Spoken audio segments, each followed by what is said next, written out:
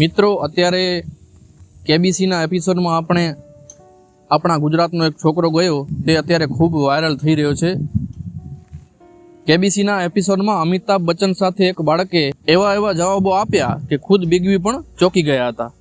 જોકે social media ઉપર આ બાળકના વર્તનથી અનેક લોકો ગુસ્સે થઈ રહ્યા છે, અલગ અલગ કોમેન્ટ કરી રહ્યા છે. ગાંધીનગરનો આ 5મા ધોરણનો વિદ્યાર્થી જેનું નામ છે ઈશિત ભટ્ટ, જે કેબીસીના તેના વર્તનને કારણે સોશિયલ મીડિયા ઉપર ટ્રોલ થઈ રહ્યો છે. અમિતાભ બચ્ચન દ્વારા હોસ્ટ કરાયેલા શોમાં તેનો વધુ પડતો આત્મવિશ્વાસ અને વર્તન દર્શકોને ગમ્યું નહીં.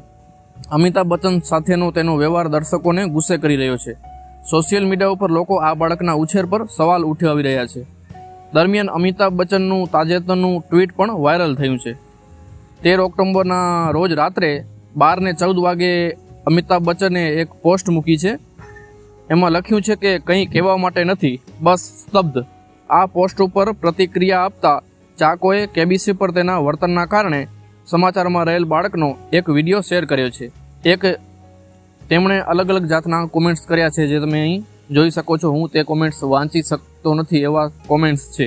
કેબીસીના એપિસોડમાં 6ઠા ધોરણનો વિદ્યાર્થી મયંક હોટ સીટ પર બેસતાની સાથે જ ઉત્સાહિત દેખાય છે. જ્યારે અમિતાભ બચ્ચન તેને પૂછે છે કે તેને ત્યાં આવવાનું કેવું લાગે છે, ત્યારે તે બાળક જવાબ આપે છે, હું ખૂબ જ ઉત્સાહિત છું સાહેબ, પણ ચાલો સીધા મુદ્દા પર આવીએ. મને નિયમો ખબર છે, એટલે મને નિયમો સમજાવવા બેસશો નહીં.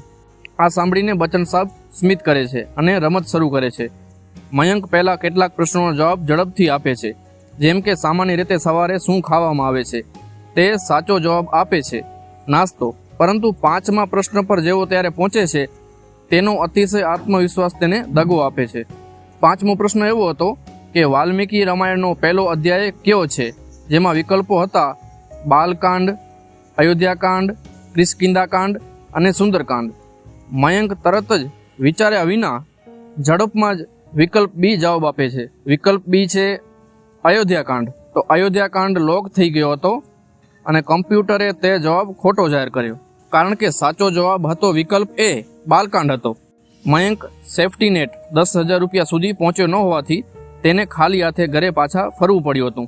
હાર્યા પછી મયંક રડી પડ્યો અને બોલ્યો, સાહેબ હવે મને તમારી સાથે ફોટો નહીં મળે. અમિતાભે તેને શાંત પાડતા કહ્યું કે આવો, અહીં આવો. પછી બચ્ચનને તેને ભેટી પડ્યા અને સાંત્વના આપી હતી.